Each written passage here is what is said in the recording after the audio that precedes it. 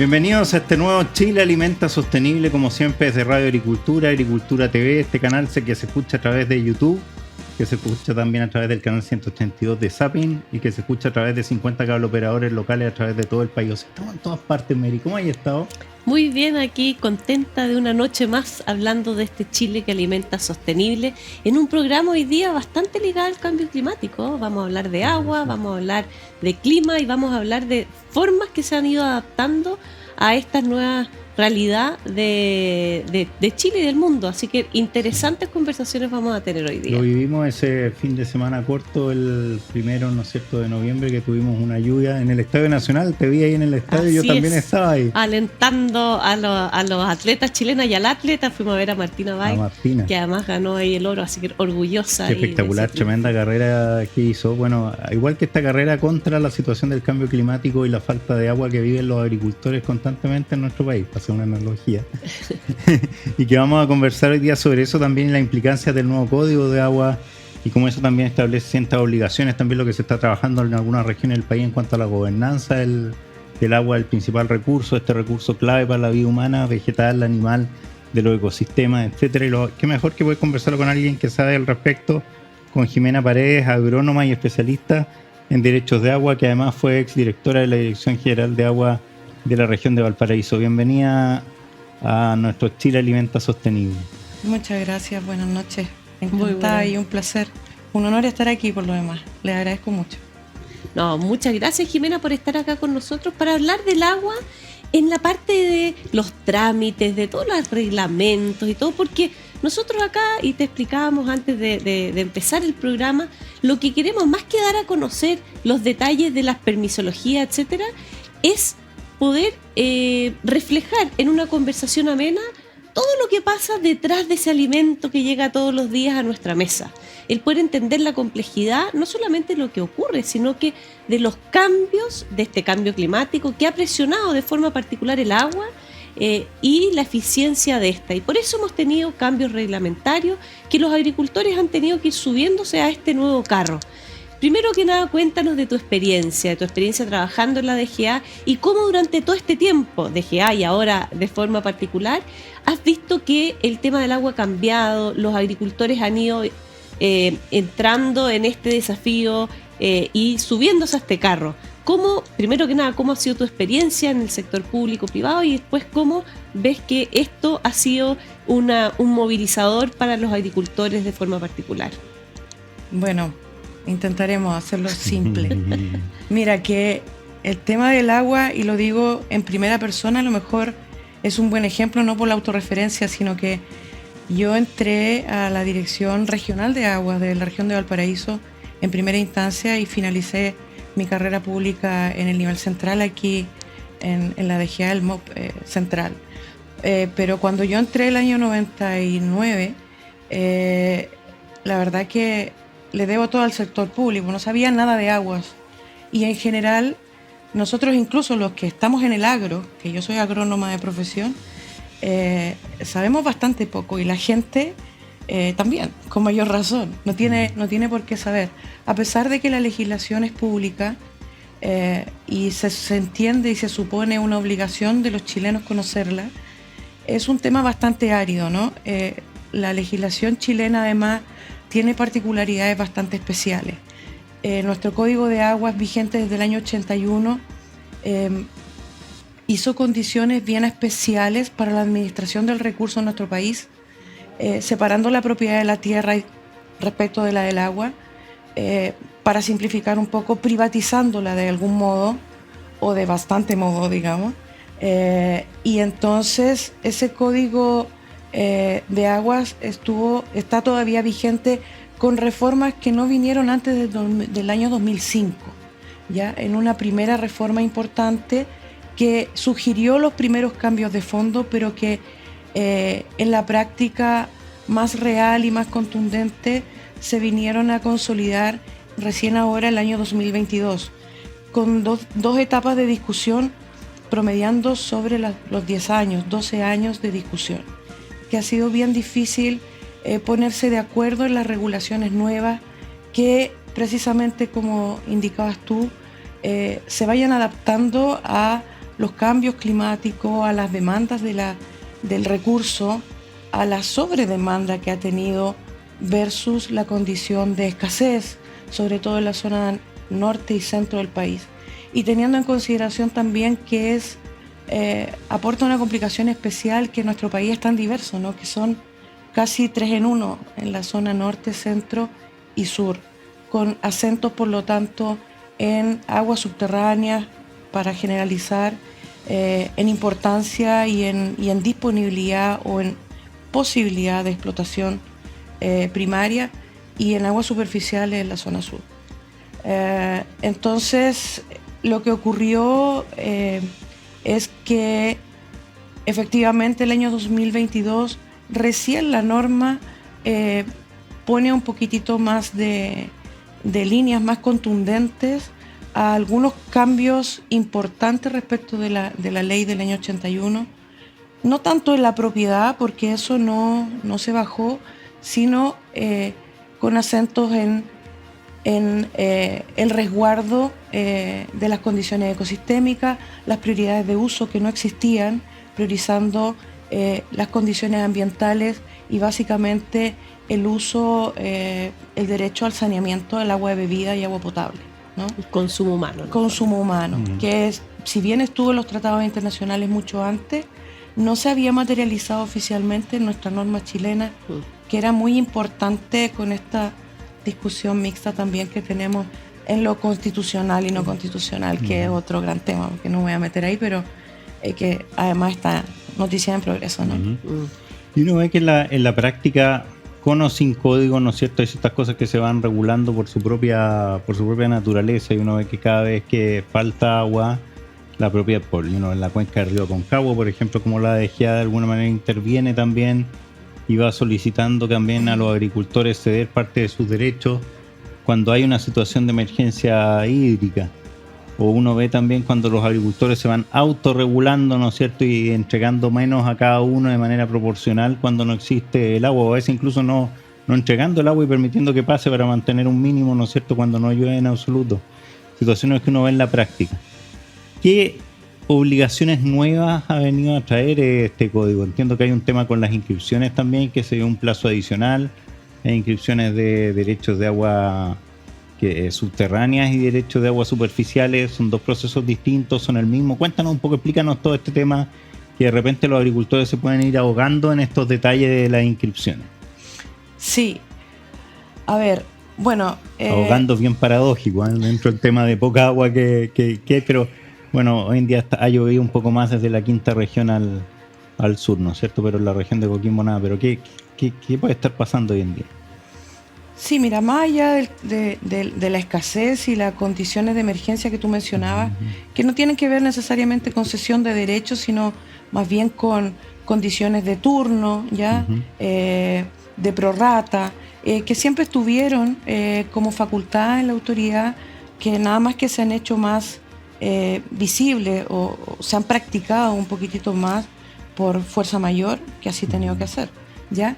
Con relación a los cambios normativos, respecto de la obligación de los derechos inscritos, la verdad que también siempre estuvo. Lo que puso la norma del año 2022 fueron algunos plazos perentorios, ¿ya?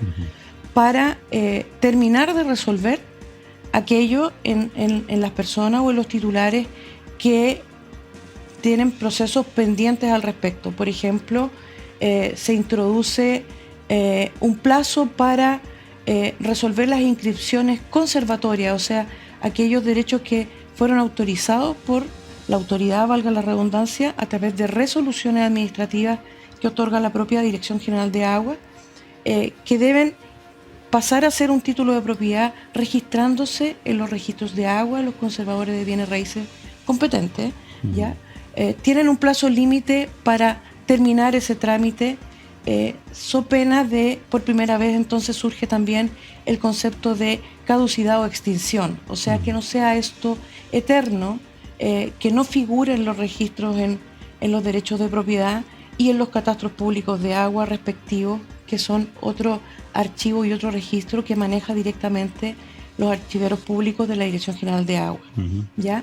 Perdón, Jimena, como para entenderlo de forma más simple. O sea, todos los agricultores que no tengan sus derechos de agua inscritos en el conservador deben hacerlo. Tienen que hacerlo. Y ese Sí. es el trámite que tiene este plazo que en el fondo pueden acercarse. Me imagino que el INDAP debe estar habilitando las agencias de área para que la agricultura familiar pueda acceder a eso.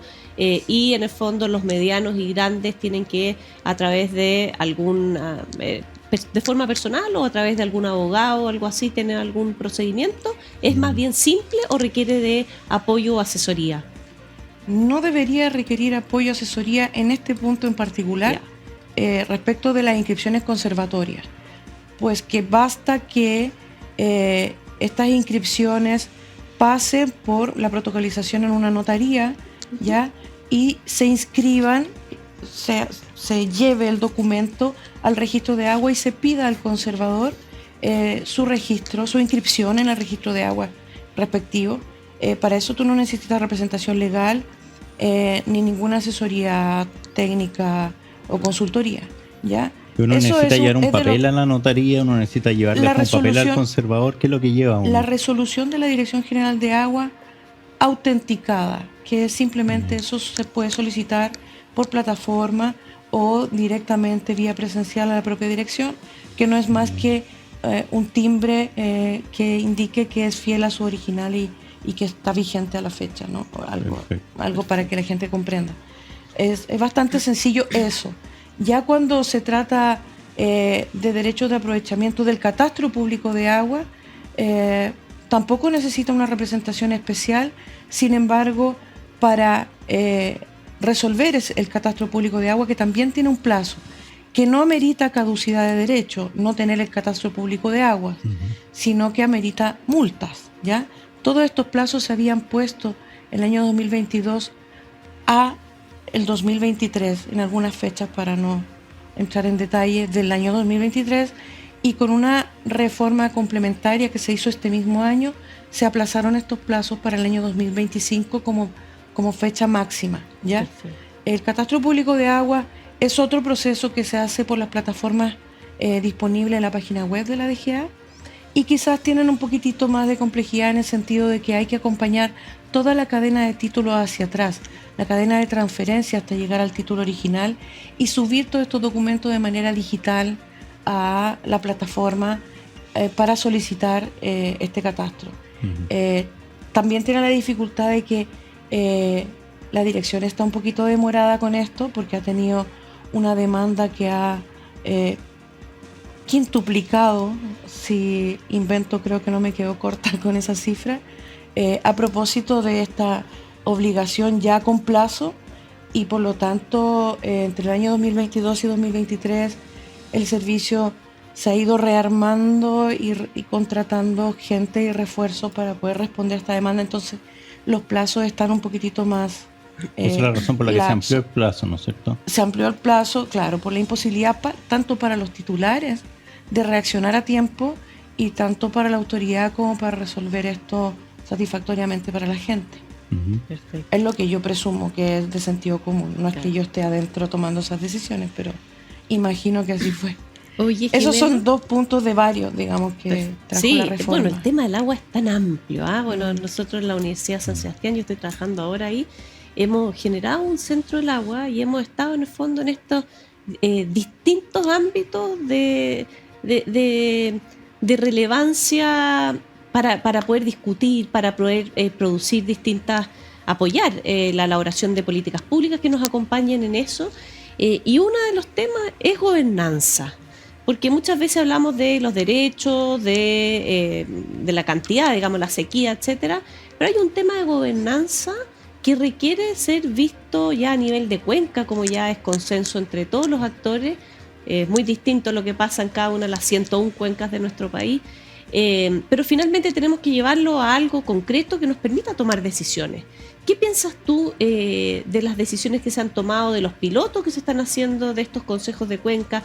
¿Hacia dónde debiésemos ir? ¿Cuáles son los desafíos en temas de gobernanza? Es súper interesante tu pregunta y es difícil contestarla. Sí. Pero por lo menos tu experiencia, tú llevas tanto tiempo. ¿Para dónde crees que debiésemos poner las primeras fichas? Porque al final uno no puede hacer todo a la misma vez. ¿Por dónde debiésemos avanzar? Yo en lo personal creo muchísimo en la gobernanza a través precisamente de la gestión de cuencas. Ahora, en la práctica no quiero ser pesimista ni tengo una opinión contraria a las iniciativas que hoy día se están desarrollando, sin perjuicio de que las han habido varias antes y lastimosamente no han prosperado. Yo creo que tiene que ver con muchas cosas. Precisamente con las restricciones que otorgó en su momento, mucho más absolutas que ahora, la propia ley. En algún rato, ¿por qué no decirle? Me voy a atrever a decir que la Constitución también, ¿ya? Y por otra parte, un punto no menor ha sido que nuestra institucionalidad hídrica está infinitamente repartida en distintas instituciones, valga la redundancia, que no necesariamente conversan entre sí. Ya desde la institución pública, entonces eso dificulta muchísimo las facultades repartidas, la independencia entre sí de su gestión, con esta mirada integradora en los territorios, ¿no? Con mayor razón cuando se ha intentado que la sociedad civil participe de esto y entonces prosperen iniciativas de este tipo. Antiguamente hubo iniciativas en la quinta región en particular, se le llamaron las mesas del agua, ¿ya? Y yo misma participé como autoridad y he sido observadora atenta en los años siguientes de aquello. Y claro, se generan ahí ideas muy potentes, interacciones muy valiosas para el territorio, pero a la hora de tomar decisiones no tienen facultades, no tienen poder, y requieren de la integración de las instituciones públicas, del Estado y en muchos momentos también del consenso con los privados, que con esto de la propiedad del agua tienen a veces el sartén un poquitito más por el mango de los intereses a lo mejor colectivos. No digo que así lo sea en todas las áreas, pero eso ocurre y eso dificulta el acuerdo y el avance de las iniciativas sectoriales ahora, o territoriales más bien. Ahora, hay distintas instancias, yo diría, donde eso puede crecer y potenciarse, ¿ya? Tanto desde las acciones civiles, como son las que han ido reflotando con estos nuevos nombres, como en aquellas que también están normadas desde antes y con impulso también en las reformas, como son las organizaciones de usuarios de los titulares de derecho de aprovechamiento derechamente, como las juntas de vigilancia en las aguas superficiales y las comunidades de agua en las aguas subterráneas. O sea, yo creo que empoderar las organizaciones de usuarios, potenciar las organizaciones territoriales e integrar a las instituciones públicas sería la fórmula perfecta. No sé si vamos a llegar a eso, pero en eso, esa es mi opinión. Tenemos que ir para allá. Sí, que importante el diálogo, la vinculación, ¿no es cierto? El sacarse de repente las desconfianzas, ponerse en el lugar del otro y sentarse a conversar entre los usuarios de agua, entre los APR, ¿no es cierto? La agua potable rural, que son comunidades al final del día que son quienes reciben el agua justamente para poder alimentarse, para poder consumirla. También las organizaciones que tienen que ver con el saneamiento del agua, también las que tienen que ver con procesos productivos, etcétera. Siempre como que se está viendo desde el punto de vista de la minería, desde el punto de vista de la energía, desde el punto de vista de la agricultura, y todo separado, ¿ah? Juntémonos a conversar, exacto. Sentémonos, hay un montón de instancias. La semana pasada estuvimos en Enagro justamente, y el presidente de la SNA hablaba de esto de la chupalla y el casco, o sea, de unirse entre los que los mineros y los agricultores pudieran tener también algunas visiones en común y no siempre cada uno por separado, y así con cada uno de los sectores. Es tan importante poder ir aportando al diálogo y es lo que queremos hacer también desde nuestro programa. Te queremos agradecer, Jimena, por haber participado el día de hoy. Se nos ha hecho cortita la entrevista, viene otra muy interesante y esperamos más adelante poder conversar nuevamente sobre estos interesantes temas y que tenga un muy buen regreso a la región de Valparaíso. Agradecida nuevamente, pues. Muy buenas Ambos. noches, Jimena. Muy interesante. Un gusto tenerte Buenas por noches. acá.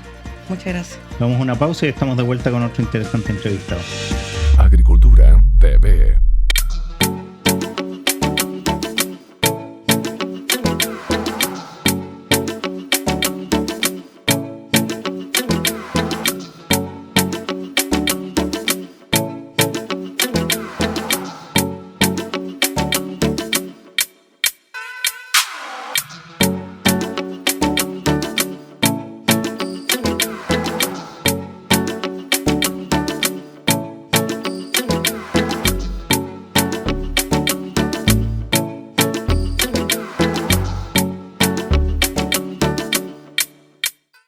Y estamos de vuelta como siempre haciendo este Chile que alimenta sostenible en Agricultura TV y en Radio Agricultura a través de Canal 182 de Sapin, a través de YouTube, a través de 50 operadores locales. La verdad que cada día en más parte nos ven, ¿no es cierto, Mary? Así es, sí.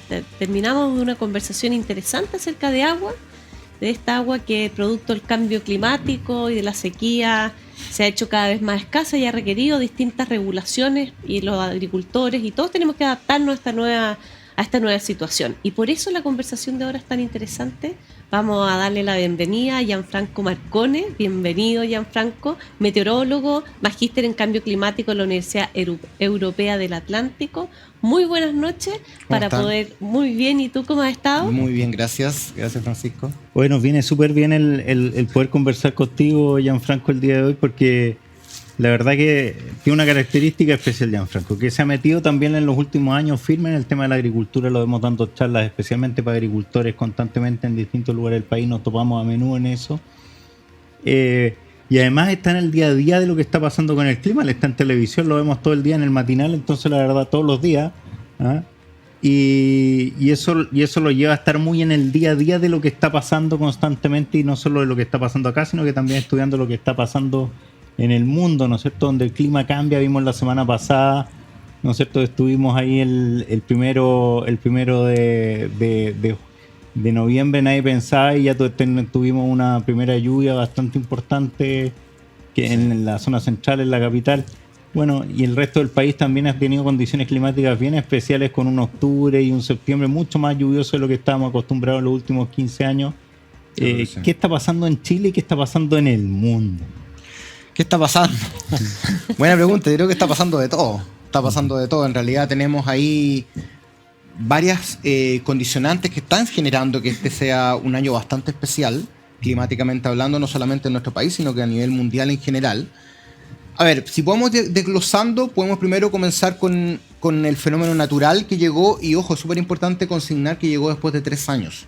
Es decir, claro, la mega sequía, como tú decías, 14, 15 años en algunos sectores, no es producto del fenómeno de la Niña, porque la sequía anterior que había tenido Chile, yo no nacía todavía, pero me contaban, el 67, 68 y 69. 3 años de sequía muy grandes en nuestro país, pero que tenían una razón, que era 3 años prácticamente del fenómeno de la Niña. Entonces es un fenómeno que claramente trae precipitaciones bajo lo normal, trae heladas también, que es mucha afectación para la agricultura asociado. Pero estos 14 años no eran con fenómeno de la Niña. Habíamos tenido niños muy intensos como el de 2015, que le llamaron el niño Godzilla, por ejemplo. Pero sí, los últimos 3 años habían sido con fenómeno de la Niña. Hasta que llegó un fenómeno del niño que finalmente podríamos decir que se puso los pantalones. Hizo la pega como es del fenómeno del niño, que es un año normal o sobre lo normal. Algunas ciudades, por ejemplo, como Curicó, que es una ciudad muy agrícola, sobre lo normal. Y Santiago está a 1 milímetro. Es decir, después de la lluvia de ayer estamos a 1 milímetro de llegar a la normalidad. Pero también ahí viene la pregunta, ¿cuál es la normalidad de hoy?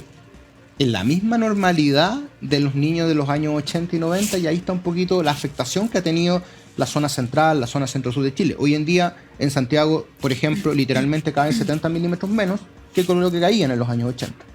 70 milímetros menos que hemos ido perdiendo a lo largo de los años. Entonces, esa normalidad que estamos a 1 milímetro de hoy es en base a lo de hoy, en base a los 70 milímetros menos. No estamos hablando de la normalidad de los años 80. Y por otro lado tenemos claramente el cambio climático, el calentamiento global, la crisis climática, como quieran verlo. Claramente es una seguidilla de fenómenos poco fortuitos que han ido ocurriendo, que hace que este año sea prácticamente ya, hay un 95% de probabilidades que va a ser el año más caluroso de la historia de la humanidad, desde que tenemos registros. Tuvimos el junio, el julio, el agosto y el septiembre más caluroso de la historia. Y no solamente el aire, sino que los océanos ya se están calentando 3 grados sobre lo normal, que por un lado es por el fenómeno del Niño, el Pacífico, pero por otro lado claramente también es por la absorción de gases de efecto invernadero que tienen los océanos. Es un niño súper potenciado en el fondo Aparte por que, esta claro, situación. estamos justamente ahora en el último trimestre del año, que cuando el niño va a llegar a su mayor intensidad. Entonces, ¿es beneficioso para Chile que llegue en su mayor intensidad en el último trimestre? Probablemente no, porque te aumenta las precipitaciones, pero normales para la época. En esta época ya prácticamente no llueve. Los 3 milímetros que cayeron ayer ya casi dejan a noviembre como un normal. Pero sí te aumenta la temperatura. Y eso es el riesgo que viene ahora, allá en noviembre, quizás se va a comenzar a ir ajustando la primavera, y diciembre totalmente, enero y febrero deberían ser meses muy, muy calurosos. Oye, Gianfranco, y uno muchas veces habla de las precipitaciones promedio, pero también lo que ha ocurrido es que se han concentrado las precipitaciones, Justamente. porque, claro, uno dice 100 en promedio al año, es distinto cuando llueven 50 y 50 a cuando llueven cada 10. Y eso hemos visto que ha traído Eso varias consecuencias, no solamente en el mundo Sí. rural, sino que también en varios poblados, en varias ciudades. Sí.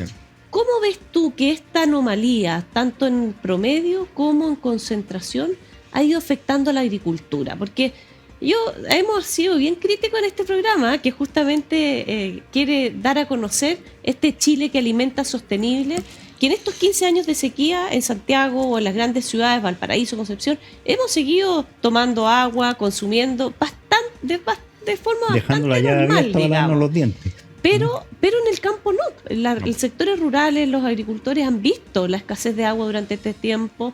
Este promedio medio engañoso para algunas regiones es engañoso porque fue muy concentrado, lo que produjo además otros Justamente, problemas. sí. ¿Cómo ves que los agricultores, las agricultoras se están adaptando a esta realidad? O sea, claramente hubo un escenario complejo, es un escenario del cual tenemos que adaptarnos, pero también ojalá tenemos que aportar nuestro granito de arena de hacerlo, como dice el programa de ustedes, más sostenible. O sea, el concepto de sostenibilidad conlleva mucho más allá que el cuidado del medio ambiente. Por supuesto que el centro es el cuidado del medio ambiente, pero también hacer la actividad productiva, que en este caso es la agricultura, viable económicamente y también socialmente hablando. Entonces, y esos son los 3 pilares que tiene este concepto de sostenibilidad, que a veces no siempre es fácil hacerlo, porque uno puede decir, ya soy económicamente viable, doy trabajo, pero no soy ambientalmente viable o sano. Y eso es un poco el desafío. Tenemos países, por ejemplo, como India, que tienen un gran fenómeno que se llama el monzón. Deja catástrofes increíbles, últimos años con mayor razón por el cambio climático, que tienen crisis alimentarias siempre, porque las cosechas se van al diablo, producto de las grandes lluvias que tienen, y después no tienen alimento. Entonces quizás eso podría a lo mejor comenzar a pasarnos a nosotros. Lo que tú decías es muy cierto, y tú que vienes del mundo de la educación, que trabajas en universidad, podemos hacer un poco la relación de que este año fue el alumno porro del curso. O sea, hizo la pega, hizo la prueba, le fue bien en la prueba, pero ¿a qué costo hizo la prueba? O sea, con 2 eventos increíbles, 2 eventos desastrosos para la agricultura, para la vida. Hoy en día tenemos que incluso cuestionarnos, ¿están bien instaladas ciudades como Licantén, por ejemplo? ¿Qué va a pasar en los próximos años con esas ciudades? Con isoterma cero cada vez más alta, que nos dejan aluviones, que nos dejan aumentos de caudales repentinos, que nos dejan grandes pérdidas. Me tocó ver el programa que hago en el canal, en el canal Tele 13 en vivo, en el canal, la señal 2 de Tele 13, me tocó estar con una persona de la Asociación de Apicultores, la gran pérdida que tuvieron los apicultores en la zona central, una actividad productiva también muy importante ligada a la agricultura. Entonces esa es la pregunta que tenemos que hacernos, y la adaptación que tenemos que hacernos, que puede que necesitemos agua, sí, pero ¿a qué costo pueda llegar esa agua? Y es un poco lo que nos tocó vivir este año. ¿El año llegó a lo normal? Sí. ¿Superó lo normal en ciudades como Curicó? Sí. Chillán también está ahí, al borde, ya llegando prácticamente a lo normal. Pero ¿cuál fue el costo que tuvimos que pagar para llegar a eso? O por otro lado, ciudades como Ovalle, la región de Coquimbo, nada. O sea, este fenómeno del Niño se acordó de Valparaíso, se acordó de la metropolitana, se acordó de Valparaíso hasta por ahí, Sí, pero no se acordó de Coquimbo. Sí. Los fenómenos del Niño llegaban hasta Antofagasta en el año 80. Entonces, y yo he hablado con agricultores de Coquimbo y me dicen, no importa lo que pase, necesitamos que llueva. O sea, a ese nivel hemos llegado de que no importa que quede un desastre, que pierdan la producción, pero ellos necesitan que llueva porque necesitan que se llenen los embalses. Oye, Gianfranco, y aquí hay todo un tema que tiene que ver con la coherencia. Cuando uno habla, a mí me pasa cuando asesoro a los agricultores en temas comunicacionales, normalmente les digo, sí, está bien comunicar, pero tú para poder comunicar acertadamente, primero tienes que ser coherente entre lo que haces y lo que dices. Si yo quiero hablar de cuidado del agua, si quiero pedir embalses, tengo que ser coherente y cuidar mi agua también. Totalmente. Y hacerlo eficientemente. ¿Qué es lo que, desde ese punto de vista, me gustaría también que tú dieras el ejemplo de qué es lo que haces en el día a día para ser coherente y ser sostenible? De tal manera también de poder salir a hablarle a los agricultores cuando das tu charla o cuando sales en televisión a tanta gente con coherencia respecto de lo que tú eres efectivamente. Sí, es súper importante eso, Francisco, y te agradezco la pregunta porque, claro, muchas personas pueden hablar de cambio climático, de cuidado del medio ambiente, pero creo yo que todo parte por casa. Ya, o sea, si tú no muestras o si tú no generas una conciencia desde el punto de vista de la experiencia, probablemente es más difícil. Pueden decir, oye, este tipo de qué está hablando si él contamina más que cualquiera. Entonces el trabajo un poco, claro, que yo he estado haciendo los últimos 5 o 6 años más o menos, muy potenciado en la pandemia, quizás por un tema más de disponibilidad de tiempo, que estás más en la casa, a pesar de que yo nunca dejé de salir, siempre tuve que ir al canal, pero sí tenía mucho más tiempo disponible. Y ahí comenzamos a implementar en mi casa una serie de prácticas sustentables que, ojo, no son fáciles. O sea, no son fáciles. O sea, yo estoy a punto de tener casi la maleta afuera de la casa. Este tipo está loco, ándate de acá, déjanos nosotros como estamos. Pero bueno, se fue implementando de a poco, se fue aprendiendo de a poco, porque es muy distinto de, pensando que este fuera un vaso de plástico, de tener que tomarte el café y tirar el vaso en cualquier lado. Después nos pusimos un poquito más fino y lo echamos en esas bolsas llamadas bolsas de basura, que también es un problema gigante, a tener que lavarlo, a tener que aplastarlo, a tener que llevarlo a un punto limpio, que no te lo reciben en todos lados. Bueno, ahora con la ley REP, ojalá que eso comience a cambiar un poco también. Y tenés que tener una serie de actividades diarias que no tenías antes, y hoy en día sí las tienes que hacer. Bueno, ahí implementamos reciclaje, implementamos compostaje. De hecho, estoy sacando recién la primera cosecha de compost ya derechamente filtrado, derechamente arneado, todo listo para echarlo al jardín. De hecho, quiero hacer unas bolsitas para regalar justamente en las actividades que hagamos. Energía solar, que hoy algo que en general sé que todavía no es para todos, lamentablemente. Ojalá sea para todos. Hay subsidios, la gente a veces no sabe muy bien, pero hay subsidios. Por ejemplo, cosecha de agua, por ejemplo, también de agua lluvia, este año que fue muy bueno, en la parcela de mis papás en Catapilco, un lugar que es muy árido, que está siendo muy árido, cosechan agua lluvia. Todas las canaletas de la casa están conectadas a un ¿cómo se llama? Un contenedor, y tú puedes ver la cantidad de agua que se cosecha con una llovizna costera de 1 milímetro. Fantástico. La cantidad de agua, porque claro, 1 milímetro es 1 litro de agua por cada metro cuadrado, y todo el techo de agua tiene una cantidad de techo de la casa, tiene una cantidad de metros cuadrados determinado. A veces me ha pasado mucho que en pantalla las personas me han dicho por Twitter, oye, me dijo, ¿tú cómo sales con esas zapatillas al aire? Están sucias. No, mis zapatillas no están sucias, son zapatillas circulares, es plástico reciclado, ¿ya? Y si a alguien no le gusta que ocupe zapatillas, a mí no me importa. Yo, mientras la ropa sea circular, yo la voy a seguir ocupando, ¿ya? Entonces creo que por ahí un poquito el camino, ya no es viejo, es reutilizado. Hay que cambiar un poco el chip y el concepto que tenemos de las cosas. Oye, Gianfranco, ¿cómo ves tú que las nuevas generaciones se están sumando a esto? Porque este desafío es algo, entre comillas, nuevo. Sí.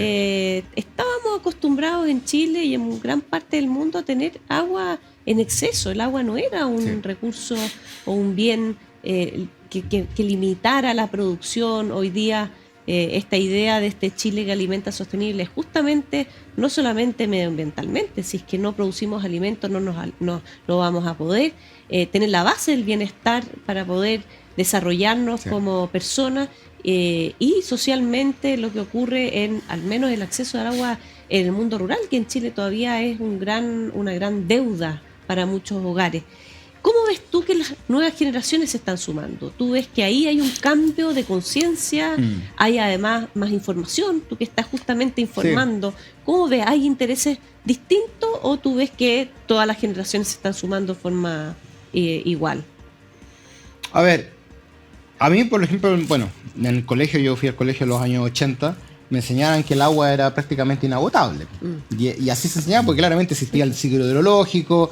El agua no se va a acabar porque viene de las nubes, pero hoy en día nos hemos dado cuenta que quizás no es tan así. Y tú lo hablabas un ratito también, el vaso, dejamos el agua corriendo cuando lavamos los dientes y todo eso. Entonces, si yo tengo este vaso con agua, por ejemplo, y me lo tomo solo, bien, lo comparto contigo, a lo mejor bien. Si ya luego lo queremos compartir contigo, te vamos a empezar a mirar a lo mejor ya, y luego con los chiquillos que están ahí en el Switch, etcétera, etcétera. No va a COVID. No, aparte, que ya están subiendo los casos.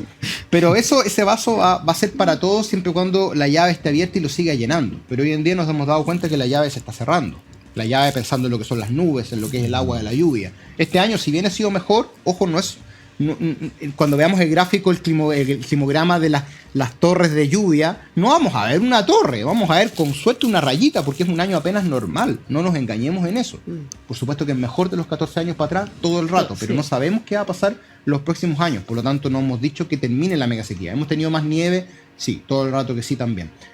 ¿Cómo ve esto las nuevas generaciones? Yo creo que lo ven de un punto de vista del cuidado, lo ven, son generaciones que están muy conscientes por el cuidado del medio ambiente, pero a mí tengo un bichito que me está haciendo ahí un pequeño, un Pepe Grillo que me está diciendo algo, que hay algo que no está tan bien, que creo yo que las nuevas generaciones a veces se desilusionan por distintas cosas que pasan por ahí.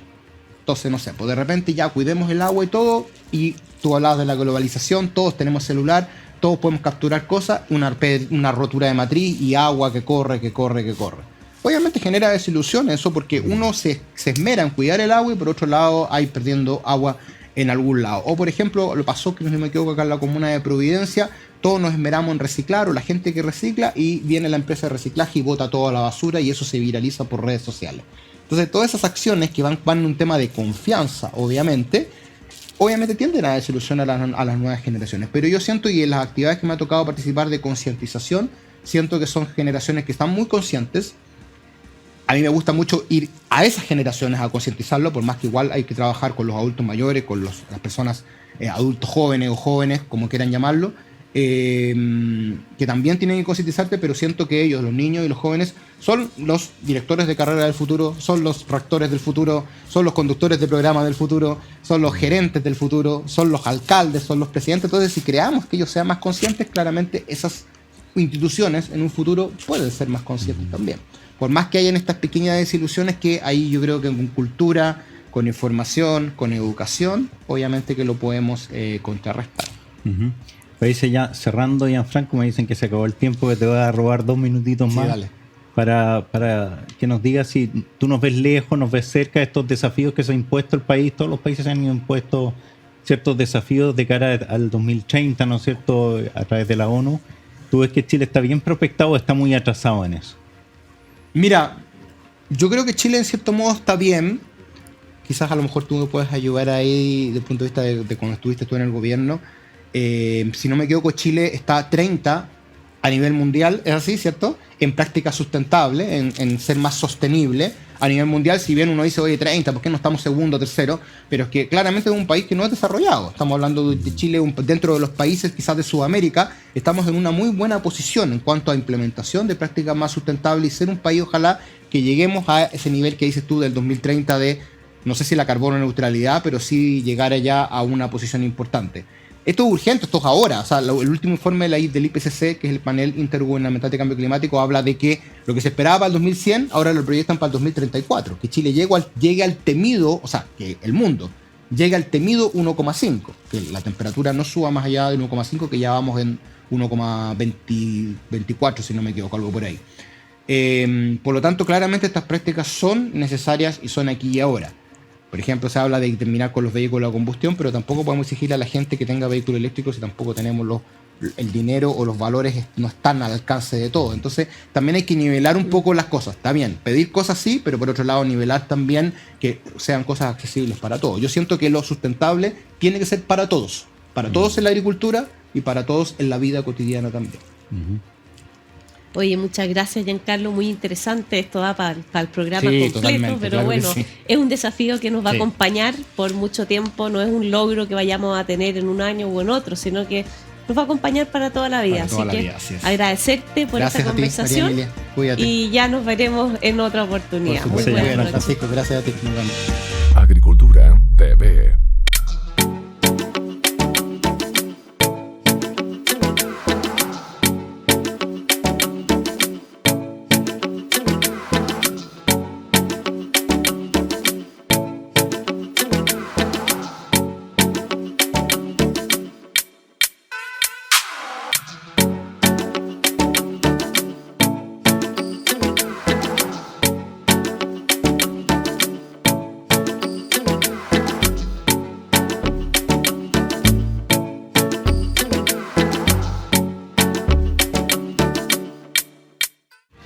Y estamos de vuelta con el tercer entrevistado en este día de hoy, con este programa que, como lo definimos al inicio, María Emilia, es un programa coherente, ¿no es cierto? Porque el día de hoy es muy sostenible, el programa muy sostenible, además muy coherente con lo que decimos, ¿no es cierto?, en este Chile que alimenta sostenible, y que primero hablamos del agua, hablamos de su normativa también, hablamos de lo que se requiere en cuanto a la gestión y lo que se requiere también en cuanto a la gobernanza para tener una agricultura sostenible en base a un manejo del agua más razonable.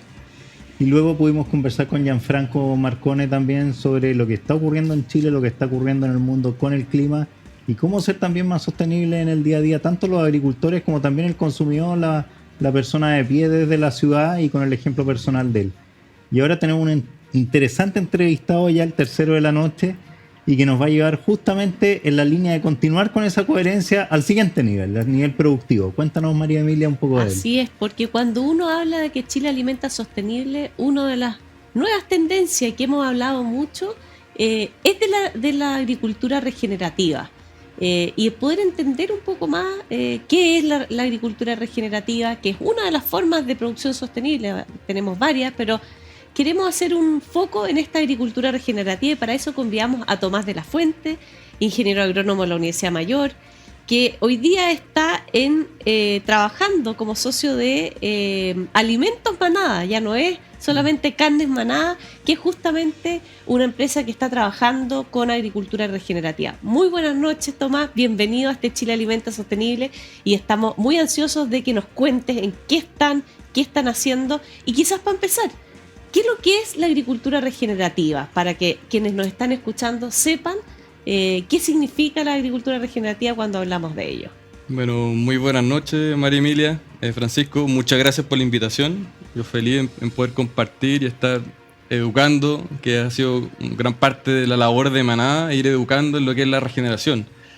Y justamente el tema de la ganadería regenerativa, que fue como parte de la empresa, en cómo entender una ganadería de una forma distinta, o sea, no como el cómo yo puedo terminar un animal lo más rápido posible, sino cómo entender el sistema como un todo, o sea, cómo el animal se relaciona con la pradera, cómo la pradera se relaciona con los microorganismos del suelo y cómo los microorganismos del suelo son capaces de incorporar, en este caso la materia fecal, las heces, como el principal fertilizante. Se forma un círculo virtuoso.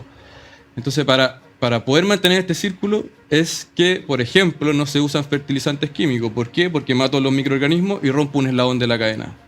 O otro ejemplo, el tema de usar hormonas o antibióticos. Parte de esos medicamentos quedan en el mismo animal y otra parte pasa por la digestión y quedan estas bostas que son tóxicas. Entonces también los microorganismos no pueden usar ese material fecal. Entonces es como darle una vuelta y cómo entender la producción ganadera, que también en Chile hace mucho sentido el cómo nos diferenciamos en la región. O sea, ¿por qué no apuntar a este tipo de ganadería que por un lado está generando un impacto medioambiental positivo, o sea, súper bueno, y nos diferenciamos con el resto de la región, que está apuntado un poco más al volumen? Oye, Tomás, yo solo para hacer un doble clic ahí, porque muchas veces cuando uno habla de cambio climático y de las emisiones, uno menciona la ganadería como un gran culpable del aumento de las emisiones. Y una discusión que uno tiene, está bien, hay sistemas de producción de carne que sin duda en su balance son emisores importantes de metano. Pero también, si es que nosotros hacemos un doble clic en la forma que producimos, justamente esta forma que incluye no solamente el animal, sino que las praderas y el sistema completo, vemos que esta ganadería regenerativa finalmente tiene balance cero o incluso positivo, o sea, logra captar carbono más que emitir. Y eso, ¿cómo están ustedes trabajando ya desde la ganadería? Después vamos a pasar a los otros alimentos, pero ¿cómo ustedes están informando eso? Porque finalmente meten a todos en el mismo saco y no logramos diferenciarnos. No, muy, muy bueno el punto. Lo que pasa, claro, como dices tú, la ganadería la meten toda en un mismo saco, no hacen diferenciación si es que la ganadería en feedlot, o sea, feedlot es que el animal está confinado y se le lleva el alimento, no se hace diferencia si es que el animal es libre de pradera o si es que ya es una ganadería regenerativa. Y justamente parte de este ciclo que comentaba anteriormente, parte del carbono va quedando almacenado en los suelos. O sea, el suelo pasa a ser un banco de carbono. Parte de todo este ciclo si bien el animal emite CO2 o metano, que tiene un equivalente CO2, dentro de todo el ciclo, el carbono, queda más carbono almacenado en el suelo. Y eso es lo que mide el sello que tenemos hoy día en las praderas, que es el sello EOB.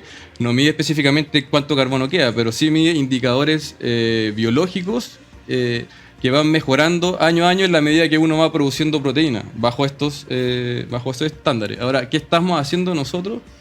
Queremos un poco ya dar la bajada numérica, o sea, es decir, por cada kilo de carne producida de manada, ¿cuántos kilos de CO2 estamos sacando de la atmósfera? Así de disruptivo es este tipo de producción, que empresas afuera, en Estados Unidos, ya lograron esta medición. Nosotros hoy día estamos con las primeras etapas de medición con la Universidad Católica. Son estudios largos, pero apuntamos para allá, poder cuantificar el impacto que estamos generando hoy día en los ecosistemas. Oye, Tomás, ¿y qué periodo de madurez tiene un negocio como este para asentarse, para que sea efectivamente rentable? Porque debe ser complejo en una primera etapa ese traspaso, ¿no es cierto? El transformarse o el partir con algo que se hace de una manera y empezar a hacerlo de una manera distinta, obviamente más sostenible, que te genera un impacto positivo en vez de un impacto con ciertas externalidades negativas relevantes, eliminarla y generar una forma distinta de hacer las cosas. Es una inversión en el tiempo que requiere mucho trabajo, pues certificarlo, etcétera. Y el periodo en que esto se transforme en algo que sea rentable también económicamente para usted, que sea marketeable primero, que lo puedan mostrar, que puedas tener un certificarlo y finalmente que pueda ganar dinero legítimamente con esto. ¿Demora mucho? Sí, es un temazo, es un costo de aprendizaje que yo creo que hasta el día de hoy estamos en esta mejora continua, porque ¿qué es lo que hace Manada? Manada compra un animal vivo con todos los estándares que yo le estaba comentando y nos tenemos que hacer cargo desde las patas del animal hasta la lengua, lo más rápido posible para no tener almacenado en frío, porque uno empieza a correr con el tema de los márgenes, entonces apuntando al tema de la rentabilidad. Entonces ha sido un proceso de aprendizaje súper grande. Primero comenzamos con prototipos o con pilotos en restaurantes acá en Santiago, con chefs súper conocidos que les gustó mucho el relato, obviamente que lo podían transmitir a su carta, les gustó mucho el producto, por ser animales de raza Angus, logramos un producto final muy sabroso. Pero claro, lo que nos pasaba es la descompensación del animal, porque el restaurante quería un corte, mucho volumen, no podíamos, entonces partimos full enfocados en eso. Después migramos a lo que es la plataforma e-commerce que tenemos hoy día, que es carnesmanada.com, que lo que apunta es llegar del productor al consumidor final y logrando como no un corte, sino muchos tipos de corte. Y después saltamos a otra etapa, el poder armar nuestra pequeña planta de proceso en Valdivia, que hoy día ya nos cambiamos a otra un poco más grande. ¿Para qué? Para poder hacer carnes molidas, hamburguesas, como productos con un poquito de valor agregado. Y hoy día incluso ya estamos saltando un paso más allá, que es la línea de mascotas de Manada. O sea, ¿por qué si nosotros comemos una carne sin hormonas, sin antibiótico, libre pastoreo, por qué a nuestros animales no le podemos dar lo mismo con una línea de mascota con productos que a mí me costaba antes vender? Hoy día pasan a ser uno de los productos más demandados como dentro de la empresa. Entonces, por eso te digo, es una mejora continua, constante, no es fácil, y además ser punta de lanza de un movimiento, porque nosotros somos la primera empresa que llega directamente al consumidor final con esto de la ganadería regenerativa. Entonces, mucho de educar, ir compartiendo. Entonces, esa ha sido la gran labor, la verdad. Hoy Tomás, y te estás expandiendo además a más productos. Esto no está metido en más productos hoy en día. Cuéntanos en qué están, además de lo ganadero. Sí, partimos con un foco súper marcado en lo que es ganadería regenerativa, como comentaba. Después fuimos sumando otro tipo de proteínas como los cerdos, corderos, chivos. Hicimos alianza con pescadores artesanales en la región de Los Ríos. Un productor también de huevos que hacía los huevos a pradera. Nos vendemos sus huevos.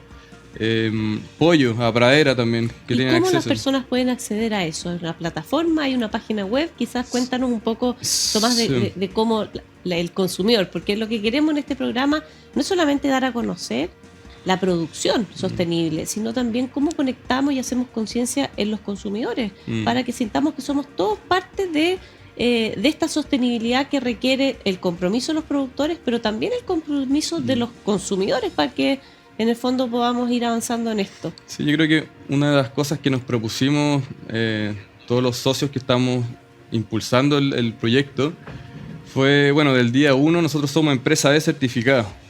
O sea, estamos conscientes que estamos creando un proyecto que va más allá de generar utilidades, sino que queremos generar estos impactos medioambientales que les comentaba, pero también impactos sociales. Estamos trabajando con hartos pequeños productores y, bueno, no estamos certificados Comercio Justo, pero nos basamos en Comercio Justo para pagar una diferencia de precios versus la alternativa de venta para que otros productores quieran hacer este cambio de switch y se metan dentro de este proyecto. Entonces, eso por un lado quería comentarlo. Y cómo llegar, quisimos también estrechar esta llegada del productor al consumidor final con este producto más natural, saludable, y por eso se creó esta plataforma e-commerce que es carnesmanada.com, o también a través de redes sociales que es @manadachile. Esas son como las vías que el consumidor final tiene para informarse, para comprar, y también esta comunicación que tenemos con el consumidor final es súper cercana, tanto así que nos ha llevado a desarrollar productos que nos recomiendan las mismas personas. Entonces, oye, ¿por qué no hacen esto? Claro, hamburguesa, por ejemplo, con interiores, porque no sé, en Estados Unidos está haciendo tendencia por el consumo interior, pero no es tan rico comerse el interior solo, entonces ¿por qué no mezclarlo con una hamburguesa? Entonces, o escalopas libres de gluten, gente que no, nosotros la escalopa, por favor hagan algo sin gluten, escalopa libre sin gluten, o el tema de los caldos de hueso, que ha sido un boom, y ha sido un problema también constante en la empresa, porque cuando se genera mucho volumen de hueso, ¿qué hacemos con los huesos? Entonces, reinventar, y ahora también tenemos este producto que también es muy muy bueno, que es el tema de los caldos de hueso. ¿En qué posición, para ir cerrando, en qué posición está Chile en este esquema de la producción, ¿no es cierto?, sostenible, regenerativa, ¿no es cierto?, a través de empresas como Alimentos Manada? ¿En qué lugar está en el mundo? ¿Hay lugares que están más avanzados? ¿Hay algún país que eventualmente sea referente para ustedes? Sí, nosotros como referentes seguimos mucho Estados Unidos, varias empresas que ya llevan harto tiempo en esto, los que comentaba ya lograron esta bajada numérica del tema del carbono, tanto así que tienen un sello puesto en su producto, que nosotros queremos apuntar a eso. Australia también viene con desarrollo de ganadería regenerativa en específico, y dentro de la región ya nuestra, Paraguay también está con un enfoque también de la ganadería regenerativa, bueno, y Chile también, que estamos apuntando para allá por tema de volumen, la masa ganadera cada vez baja más, entonces hay que buscarle como el valor agregado. Sí, el valor agregado dentro de la región. Y si el valor agregado puede significar producir de una manera más sostenible, mejor aún, ¿no es cierto? Así es. Oye, Tomás, te queríamos agradecer.